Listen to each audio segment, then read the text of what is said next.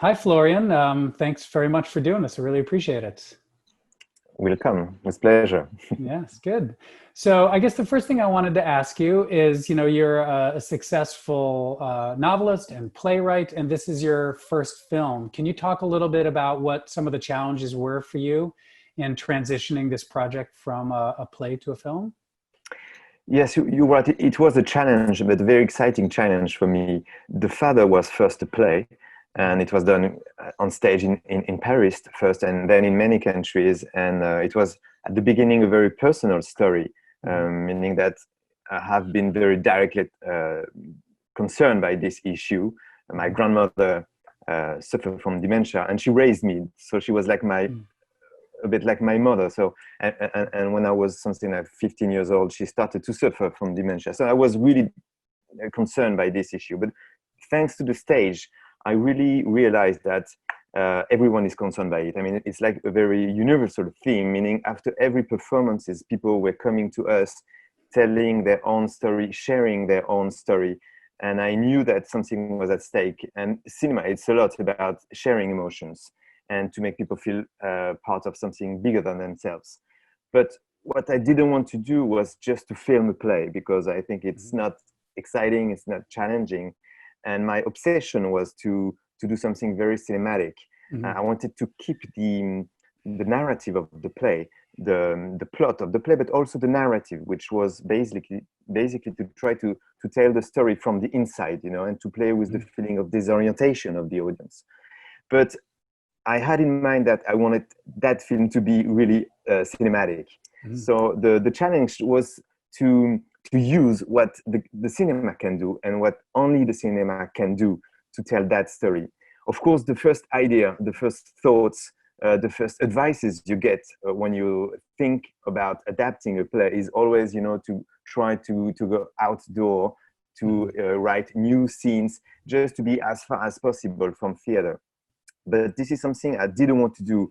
I wanted to try and to dare to try to stay in the apartment, because it was really part of the DNA of the story. And in order to use that space, that space to become like a mental space, So it was a very challenging adaptation, but a very joyful one for me.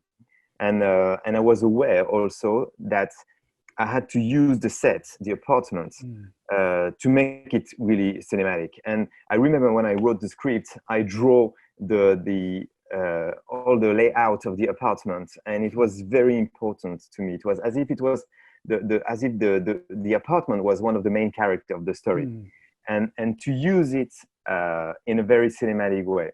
So we shot all the film in a studio.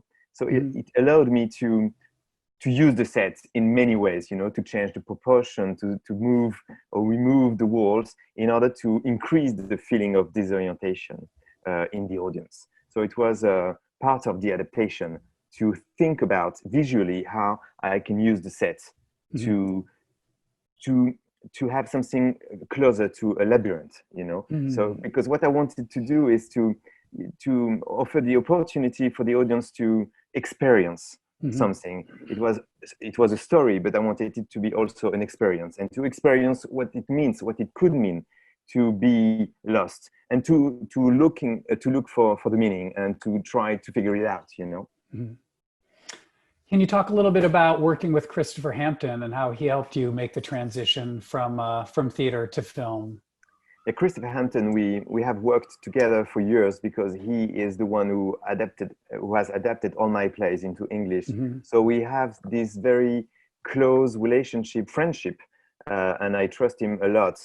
And because, as you can hear, my English is not good enough to write in English. So I wrote basically the script in French, and then he translated it into English, and it was the opportunity for us to have several conversation about exactly what I just said, to make sure that it was nothing about that it was not theatrical. I really wanted to have this in mind. So it was a very easy process, because we know each other very well. And here is it. And the cast you got is, of course, such an extraordinary cast. And I think you changed the lead character's name from Andre to Anthony, from the play to the Yeah. to the film. Does this suggest you always had Sir Anthony Hopkins in mind, or was this just a happenstance, or how No, did no, things no. come together? The truth is that when I started to dream about making that film, because everything starts with a dream, and Hmm. in that dream, sorry, the only face that came to my mind was Anthony's Hmm. face. I had the conviction that he would be so emotionally powerful. Hmm. And so I started writing the script with this name, Anthony, and Hmm. also the date of birth is mentioned. And this is Anthony's, the real Anthony's real birth date. Um, it was a way for me to let him know that it was really written for him, Hmm. but it was also a way to, you know, to play with what is real, what is not real, because all the film is about doubting, questioning Hmm. what you can see, what you can feel. So it was part of the, I would say, almost of the game, you know. And it Hmm. was a door also for the actor to open, to play with, let's say, his own feeling of mortality, you know, Hmm. to let him know that it was uh, obviously an opportunity Hmm. to play with what he has inside with him, you Hmm. know. And how about Olivia Colman, who is an and actress and, of? and so I wrote the script with Anthony in mind, and I was Uh-huh. aware that it's not an easy dream to fulfill, you know, because I'm Hmm. French, because this is my first feature film, because he is Anthony Hopkins. But I thought until someone comes and explains to you that it is not possible, Hmm. I thought that it means that potentially it is possible. Hmm. And so many times we are the one who close the doors, you know. Hmm. So I wanted to follow my instinct and my desire. And one day I just sent the script to his agent, and one day I received a call from someone of his team letting me know that they wanted to meet with me. So I took a plane with Christopher Hampton to Los Angeles to have breakfast with him. Hmm. And it was such an intense and joyful meeting, and this is how it started. But from the very beginning, I realized that it will be almost an easy collaboration, because Hmm. he's very intelligent, of course, but also very humble, meaning that Hmm. he gave the director the room Hmm. to make the film he really wants to make. I mean, I have to say that the film is exactly what I wanted to make. If you don't like the film, it's entirely my fault, I would Hmm. say. And this is thanks to him, and also thanks to Olivia, because she's, in a way, she's very different, and she's the same. She's very kind, very respectful, Hmm. the director, and very humble. And it's such a joy and a grace to work with them. Olivia, I have always adored her. Hmm. I come from theater, and I've seen her on stage in London, and also like everyone in many English movies and series. And I really adore her. I think she's the greatest actress in the UK. And also, you know, there is something magical about her. Hmm. As soon as you see her, you love her. Hmm. I don't know how she does. I think she's not aware of that, but this is something almost unique. You know, it's immediately you feel empathy with her, and I knew that the film needed this, because it's not only the story of this man losing his bearings, it's also the story of this daughter facing this painful dilemma. You know, what do you do with the people you love when they are starting to suffer from dementia, and when you want to do uh, the best you can, but you don't know anymore what is fair, what you Hmm. have to do, what you're allowed to do, on not anymore. And so I knew that in one shot you feel empathy with her, and that was exactly what the film needed. So my dream was from the very beginning to make that film with Anthony and Olivia, and I feel very lucky that it happened that way. Wow. Well, we're lucky too, because it came out pretty amazingly. One thing I also wanted to ask about was the incredible shifting of tones that happens throughout the film, because there are a lot of parts of the film that I found really funny. And Mhm. then there are a lot of parts of the film that are pretty scary and disorienting, as you mentioned. How did you sort of surf those different tones and stay on top of going back and forth like that? I think the whole work was to find the balance, or the delicate Hmm. balance between all these tones. what I do believe profoundly is that the audience is intelligent. And I didn't want to make it too easy for them. I wanted the audience to be in an active position, trying to understand, questioning, experiencing the disorientation, questioning who is this new character.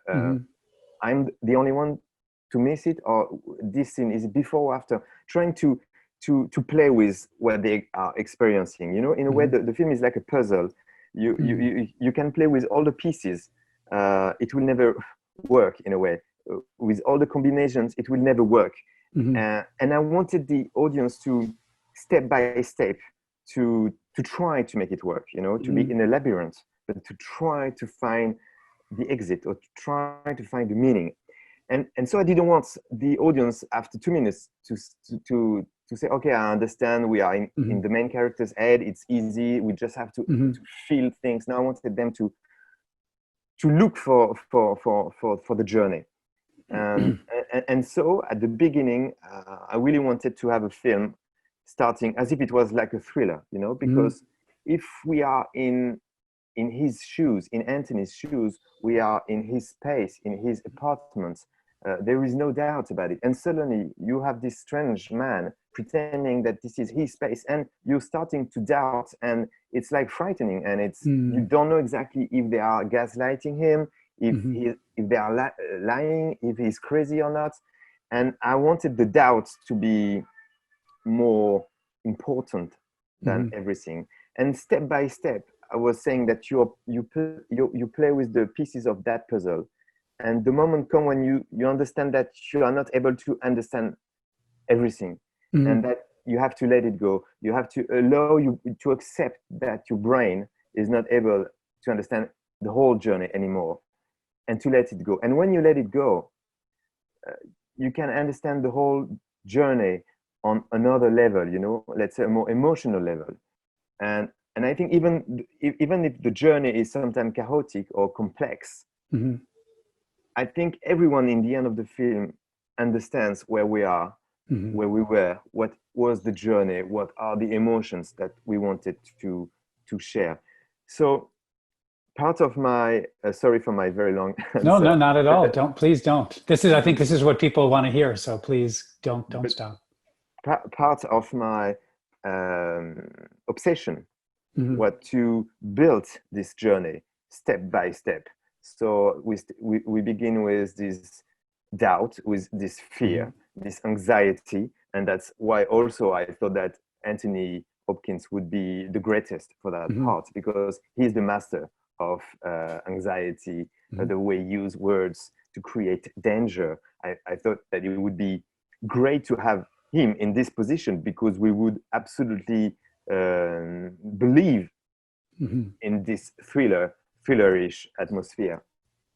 And also because we know him through many parts as this very intelligent man, the man always in control. I thought it would be disturbing and exciting to see him losing control, and in this world where everything is realistic, everything is rational, and at the same time there is no logic anymore. And well, yeah, sometimes his characters are in a little bit too much control when I think about Silence of the Lambs, and I wish they were in a little bit less control. But yeah, I mean, I think that's true, and I think that's why it works so well, because I mean, particularly with that role, he's built such a commanding presence that it is disorienting, and it works so well for him to see him in this. Can you talk a little bit, you know, you've talked about it being a labyrinth and a puzzle, and we're running a little short on time, but I did just want to ask you a little bit about your approach to editing the film, because I think the editing of the film is so crucial to the way you interlock all of these different doors and ways to approach it. Was it hard to get into that? No, it was not hard. It was great to have the time to do it. But if you see the script, what is chaotic about the narrative, it's already in the script. In a way, the editing was just following the script. It's not, you know, it's not during the editing that it's not that in the editing room we were like, oh, if we use that scene and put it here to create like a strange journey. Everything was written before.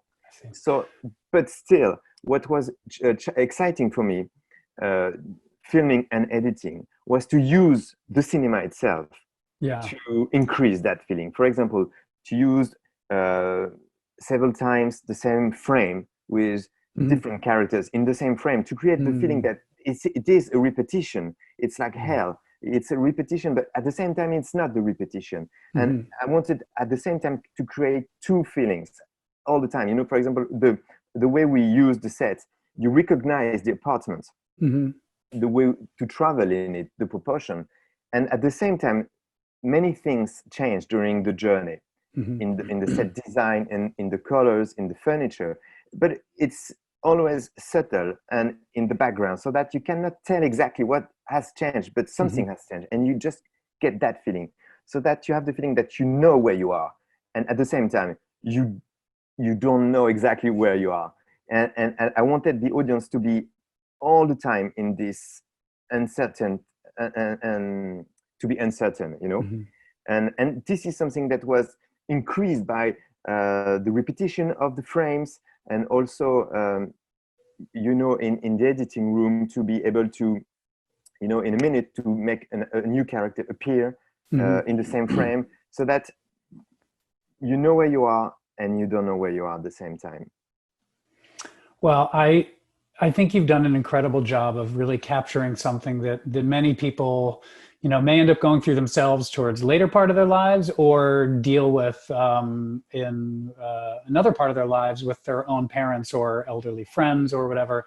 Sure. You did an incredible job, and I think we're really thankful to have the film at the festival. So I want to thank you so much for making the film and for taking the time out to talk to us and do this. I really appreciate it, Florian.